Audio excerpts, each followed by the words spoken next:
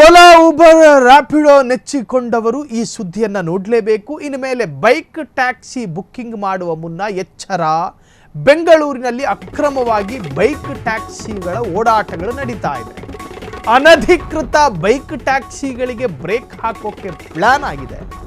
Ola Uber Rapido ಕಂಪನಿಗಳ ಕಳ್ಳಾಟಕ್ಕೆ ಬೀಳಲಿದೆ break. ಈ ಬ್ರೇಕ್ ಹಾಕಿರಂತೆ ಅದಕ್ಕೂ ಮುಂಚೆ ಬೆಂಗಳೂರಿನಲ್ಲಿ ಆಟೋ ಚಲಾಯಿಸುವಂತಹ ಬಡ ಮಧ್ಯಮ ಚಾಲಕರು, ಪಾಪ ಸಾಕಷ್ಟು ಆಟೋ ಡ್ರೈವರ್ಗಳು ಪ್ರಾಮಾಣಿಕವಾಗಿ ಜೀವನ ಸಾಗಿಸ್ತಾರೆ, ಅತ್ಯಂತ ಪ್ರಾಮಾಣಿಕವಾಗಿ ಮತ್ತು ಅತ್ಯಂತ ಸ್ವಾಭಿಮಾನವಾಗಿ. ಆದರೆ ಒಂದಷ್ಟು ಈ ಬೆರಳೆಣಿಕೆಯ ಆಟೋ ಡ್ರೈವರ್ಗಳು ಮನಬಂದ ಫೀಸನ್ನು ಹಾಕುತ್ತಾರೆ. ಮನಬಂದ ಮೀಟರ್ ಓಡಿಸ್ತಾರೋ ಇಲ್ವೋ ಗೊತ್ತಿಲ್ಲ, ಬಾಯಿಗೆ ಬಂದಿದ್ರೆ ರೇಟು 30 ಮೀಟರ್ ದಾಟಿಸಿ ಅವನ್ನ ಇಳಿಸಿದ್ದೇ ತಡ 105 ಕೊಡು ಅಂತಾರೆ. ಇನ್ನು ಓಲಾ ಊಬರ್ ಅಲ್ದಲೆ ಇನ್ಯಾವುದ್ರಲ್ಲಿ ಓಡಾಡಬೇಕು ಜನ? ಓಲಾ ಊಬರ್ ರ್ಯಾಪಿಡೋ ನೆಚ್ಚಿಕೊಂಡವರು ಈ ಸುದ್ದಿಯನ್ನು ನೋಡಲೇಬೇಕು. ಇನ್ನು ಮೇಲೆ ಬೈಕು ಟ್ಯಾಕ್ಸಿ ಬುಕ್ಕಿಂಗ್ ಮಾಡುವ ಮುನ್ನ ಎಚ್ಚರ ವಹಿಸಬೇಕಾಗುತ್ತೆ. ಬೆಂಗಳೂರಿನಲ್ಲಿ ಅಕ್ರಮವಾಗಿ, ಅರ್ಥಾತ್ ಲಿಟ್ರಲಿ ಇಲ್ಲೀಗಲ್ ಬೈಕ್ ಟ್ಯಾಕ್ಸಿಗಳ ಓಡಾಟ ಆಗ್ತಾ ಇದೆಯಂತೆ. ಅನಧಿಕೃತ ಬೈಕ್ ಟ್ಯಾಕ್ಸಿಗಳಿಗೆ ಬ್ರೇಕ್ ಹಾಕೋದಕ್ಕೆ ಪ್ಲಾನು ಮಾಡಲಾಗಿದೆ. ಇನ್ನು ಈ ಪ್ಲ್ಯಾನ್ ಯಾವಾಗ ಜಾರಿ ಆಗುತ್ತೋ ಗೊತ್ತಿಲ್ಲ. ಕೇವಲ 6 ವಾರಗಳಲ್ಲಿ ಕಂಪ್ಲೀಟ್ ಬಂದ್ ಆಗುತ್ತದೆ ಬೈಕ್ ಮತ್ತು ಟ್ಯಾಕ್ಸಿ. ಓಲಾ ಊಬರ್ ರ್ಯಾಪಿಡೋ ಅಕ್ರಮಕ್ಕೆ ಬ್ರೇಕ್ ಹಾಕಲು ಕಟ್ಟಪ್ಪಣೆ.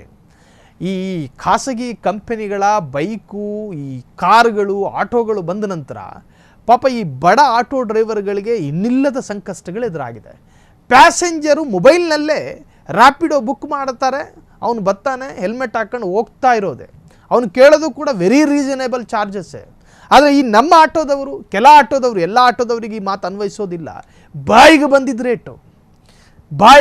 ರೇಟು ಮೆಜೆಸ್ಟಿಕ್ನಿಂದ ಸದಾಶಿವನಗರಕ್ಕೆ ಎಷ್ಟು ತೆಗೆದುಕೊಳ್ಳಬೇಕೋ ಅದಕ್ಕೂ ಡಬಲ್ ಆಗಿ ತೆಗೆದುಕೊಳ್ಳುವವರಿದ್ದಾರೆ. ಅಕ್ರಮವಾಗಿ ಓಡಾಡ್ತಿರೋ ಬೈಕು ಟ್ಯಾಕ್ಸಿಗಳನ್ನು ಸೀಸ್ ಮಾಡೋ ಸಾಧ್ಯತೆಗಳು. ಅನುಮತಿ ಪಡೆಯದೆ ರ್ಯಾಪಿಡೋ, ಓಲಾ ಊಬರ್ ಕಂಪನಿಗಳ ಕಾರ್ಯಗಳು ನಿರ್ವಹಿಸ್ತಾ ಇದೆ. ಕೋರ್ಟ್ ನಿರ್ದೇಶನದಂತೆ ಬೈಕ್ ಟ್ಯಾಕ್ಸಿ ನಿಲ್ಲಿಸಲು ಸಾರಿಗೆ ಇಲಾಖೆ ಸಿದ್ಧತೆ ಮಾಡಿಕೊಂಡಿದೆ. ಈ ಹಿಂದೆ ಆ್ಯಪ್ ಆಧಾರಿತ ಬೈಕ್ ಟ್ಯಾಕ್ಸಿ ಸೇವೆ ಸಲ್ಲಿಸಲು ನೋಟಿಸ್ ಕೊಡಲಾಗಿತ್ತು. ಕಟ್ಟುನಿಟ್ಟಿನ ಸೂಚನೆ ನೀಡಿದ್ರು ಸೇವೆ ನೀಡುತ್ತಿದ್ದ ಕೆಲ ಖಾಸಗಿ ಕಂಪನಿಗಳು 6 ವಾರದೊಳಗೆ ಓಲಾ ಊಬರ್ ಕಂಪನಿಗಳ ಆಟೋ ಟೋಪಕ್ಕೆ ಬ್ರೇಕ್ ಬೀಳಲಿದೆ. ಅಕ್ರಮವಾಗಿ ಓಡಾಡ್ತಿರುವಂಥ ಬೈಕು ಟ್ಯಾಕ್ಸಿಗಳನ್ನು ಸೀಸ್ ಮಾಡೋ ಸಾಧ್ಯತೆಗಳು. ಇದನ್ನು ನಾವು ಸುಮಾರು ವರ್ಷಗಳಿಂದ ಕೇಳ್ಕೊಂಡೇ ಬಂದಿದ್ದೀವಿ.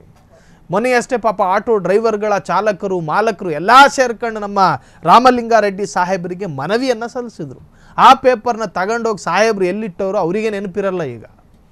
ಸೊ ಬಹಳಷ್ಟು ವರ್ಷಗಳಿಂದ ಈ ಖಾಸಗಿ ಈ ಅಕ್ರಮವಾಗಿ ಯಾವುದಾದ್ರು ಓಲಾ ಊಬರು, ಈ ರ್ಯಾಪಿಡೋದಂತಹ ಕಂಪನಿಗಳು ಬೈಕು ಮತ್ತು ಆಟೋ, ಕಾರು ಚಲಾಯಿಸ್ತಾ ಇರ್ತಾರೋ ಅಂತಹ ಗಾಡಿಗಳನ್ನು, ವೆಹಿಕಲ್ಗಳನ್ನು ಸೀಸ್ ಮಾಡಬೇಕು, ಅಂತಹ ಅಕ್ರಮಕ್ಕೆ ಬ್ರೇಕ್ ಹಾಕಬೇಕು ಅಂಥೇಳಿ ಹೇಳೋದಕ್ಕೆ ಶುರು ಮಾಡಿ ತುಂಬ ವರ್ಷಗಳಾಯಿತು. ಈಗಲೂ ಕೂಡ ಆ ಚರ್ಚೆ ಮುನ್ನೆಲೆಗೆ ಬಂದಿದೆ. ಆ್ಯಪ್ ಆಧಾರಿತ ಬೈಕ್ ಟ್ಯಾಕ್ಸಿ ಓಡಾಟ ನಿಲ್ಲಿಸುವಂತೆ ಕೋರ್ಟ್ ಈಗ ಸೂಚನೆಯನ್ನು ಕೊಟ್ಟಿರುವಂತಹದ್ದು. ಇದರ ಆಧಾರವಾಗಿ ಅಥವಾ ಇದನ್ನೇ ಮಾನದಂಡವಾಗಿ ಇಟ್ಟುಕೊಂಡು ಅದನ್ನು ಸೀಸ್ ಮಾಡುವಂತಹ ಸಾಧ್ಯತೆಗಳು ಕೂಡ ಇದೆ. ಕಟ್ಟುನಿಟ್ಟಿನ ಸೂಚನೆ ನೀಡಿದರೂ ಕೂಡ ಸೇವೆ ನೀಡುತ್ತಾ ಇರುವಂತಹ ಅಗ್ರಿಗೇಟರ್ ಕಂಪನಿಗಳು 6 ವಾರದೊಳಗೆ ಓಲಾ ಊಬರ್ ಕಂಪನಿಗಳ ಆಟೋ ಟೋಪಕ್ಕೆ ಬ್ರೇಕ್ ಬೀಳಲಿದೆ. ಈ ಸಂದರ್ಭದಲ್ಲಿ ಸಾಂದರ್ಭಿಕವೂ ಒಂದು ಮಾತು ಇದು ಹೇಳಲೇಬೇಕು. ಆಟೋ ಡ್ರೈವರ್ಗಳು ಪಾಪ ಅವರೇನೋ ಜೀವನಕ್ಕೋಸ್ಕರ ಆಟೋವನ್ನು ಓಡಿಸ್ತಾರೆ. ಆದರೆ ಆ ಆಟೋಗೆ ಹತ್ತುವಂಥ ಪ್ಯಾಸೆಂಜರ್ನ ಸಂತೋಷಪಡಿಸಿ ಬಾಯಿಗೆ ಬಂದಿದ್ದ ರೇಟನ್ನು ಹೇಳಿದಾಗ ಅವನಿಗೆ ನೆನಪಾಗೋದು ರ್ಯಾಪಿಡೋ ಡ್ರೈವರೇ. ಪಾಪ ಅವನು ಯಾವನೋ ಒರಿಸ್ಸಾದವನೋ, ಅಸ್ಸಾಮವನೋ 50 ರೂಪಾಯಿ ಕೊಡಿ ಸಾಕು ಅಂತಾನೆ.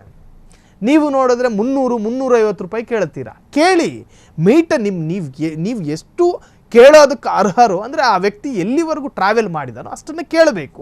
ಅದಕ್ಕೂ ಹೆಚ್ಚಾಗಿ ಕೇಳಿದಾಗ ಪ್ಯಾಸೆಂಜರಿಗೂ ಕೂಡ ಭಾರವಾಗುತ್ತೆ. ಈ ತರಹದ ಖಾಸಗಿ ಕಂಪನಿಗಳ ಮೊರೆ ಹೋಗುವಂಥ ಸಾಧ್ಯತೆ ಇದೆ. ಈ ಎಲ್ಲ ಆಟೋ ಡ್ರೈವರ್ಗೂ ಕೂಡ ಈ ಮಾತು ಅನ್ವಯಿಸೋದಿಲ್ಲ.